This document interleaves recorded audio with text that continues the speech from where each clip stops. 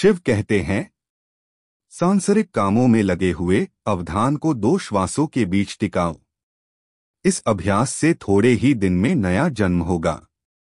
When in worldly activity, keep attentive between the 2 breaths, and so practicing, in a few days, be born anew. सांसारिक कामों में लगे हुए अवधान को 2 श्वासों के बीच टिकाओ। श्वासों को भूल जाओ और उनके बीच में अवधान को लगाओ। एक श्वास भीतर आती है। इसके पहले कि वह लौट जाए, उसे बाहर छोड़ा जाए, वहां एक अंतराल होता है। सांसारिक कामों में लगे हुए यह छठी विधि निरंतर करने की है। इसलिए कहा गया है, सांसारिक कामों में लगे हुए जो भी तुम कर रहे हो, उसमें अवधान को 2 श्वासों के अंतराल में स्थिर रखो। लेकिन कामकाज में लगे हुए ही इसे साधना है। ठीक ऐसी ही एक दूसरी विधि की चर्चा हम कर चुके हैं। अब फर्क इतना है कि इसे सांसारिक कामों में लगे हुए ही करना है। उससे अलग होकर इसे मत करो। यह साधना ही तब करो जब तुम कुछ और काम कर रहे हो। तुम भोजन कर रहे हो, भोजन करते जाओ और अंतराल पर अवधान रखो। तुम चल रहे हो, चलते जाओ और अवधान को अंतराल पर टिकाओ। तुम सोने जा रहे हो, लेटो और नींद को आने दो। लेकिन तुम अंतराल के प्रति सजग रहो। पर कामकाज में क्यों? क्योंकि कामकाज मन को डामाडोल करता है।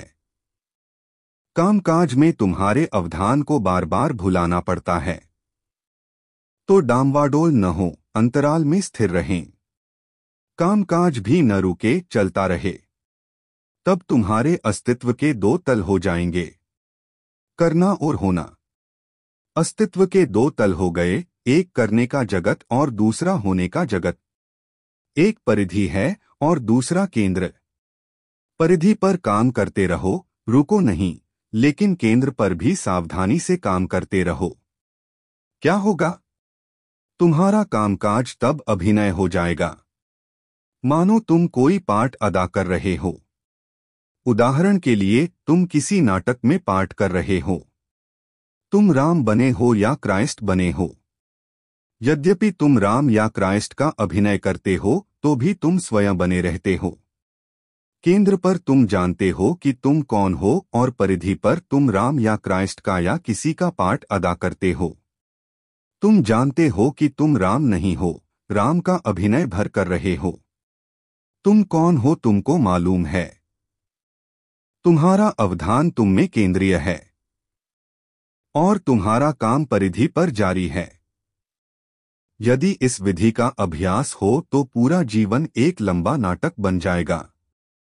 तुम एक अभिनेता होगे, अभिनय भी करोगे और सदा अंतराल में केंद्रित रहोगे। जब तुम अंतराल को भूल जाओगे, तब तुम अभिनेता नहीं रहोगे, तब तुम कर्ता हो जाओगे। तब वह नाटक नहीं रहेगा, उसे तुम भूल से जीवन समझ लोगे। यही हम सबने किया है। हर आदमी सोचता है कि वह जीवन जी रहा है। यह जीवन नहीं है। यह तो एक रोल है, एक पार्ट है जो समाज ने, परिस्थितियों ने, संस्कृति ने, देश की परंपरा ने तुमको थमा दिया है। और तुम अभिनय कर रहे हो। और तुम इस अभिनय के साथ तादात्म्य भी कर बैठे हो। उसी तादात्म्य को तोड़ने के लिए यह विधि है। कृष्ण के अनेक नाम हैं, कृष्ण सबसे कुशल अभिनेताओं में से एक है। वे सदा अपने में स्थिर है और खेल कर रहे हैं, लीला कर रहे हैं, बिल्कुल गैर गंभीर है। गंभीरता तादात्म्य से पैदा होती है। यदि नाटक में तुम सच ही राम हो जाओ तो अवश्य समस्याएं खड़ी होगी। जब जब सीता की चोरी होगी तो तुमको दिल का दौरा पड़ सकता है और पूरा नाटक बंद हो जाना भी निश्चित है। लेकिन अगर तुम बस अभिनय कर रहे हो तो सीता की चोरी से तुमको कुछ भी नहीं होता है। तुम अपने घर लौटोगे और चैन से सो जाओगे। सपने में भी ख्याल न आएगा कि सीता की चोरी हुई।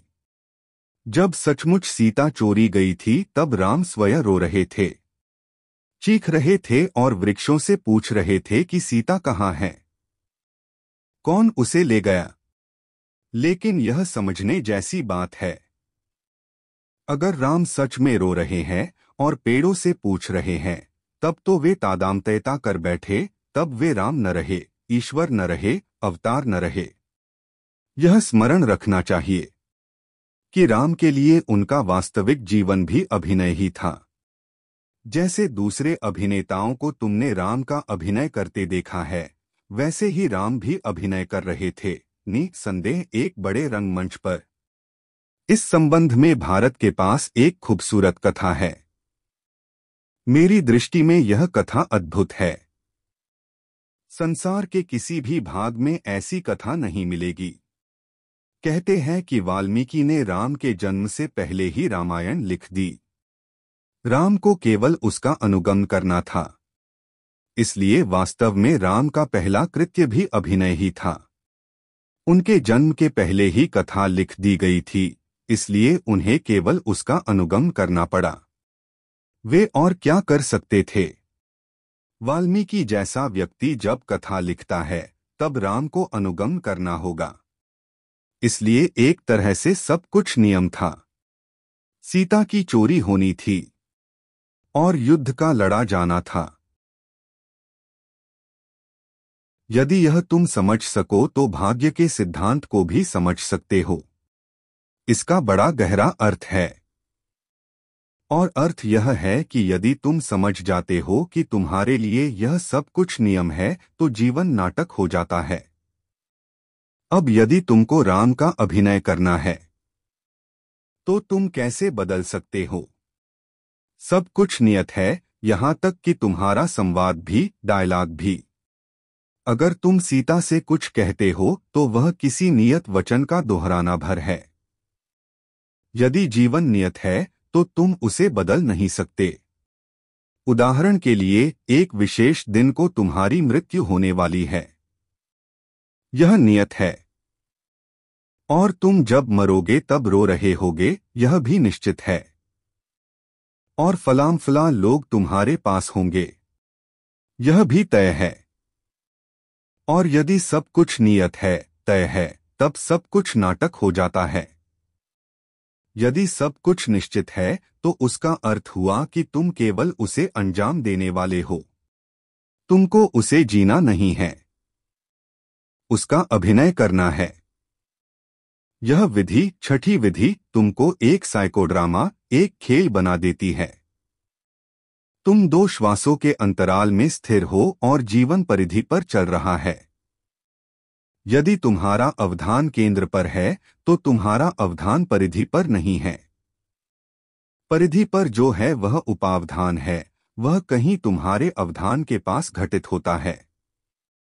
तुम उसे अनुभव कर सकते हो, उसे जान सकते हो, पर वह महत्वपूर्ण नहीं है। यह ऐसा है जैसे तुमको नहीं घटित हो रहा है। मैं इसे दोहराता हूं, यदि तुम इस छठी विधि की साधना करो तो तुम्हारा समूचा जीवन ऐसा हो जाएगा जैसे वह तुमको न घटित होकर किसी दूसरे व्यक्ति को घटित हो रहा है।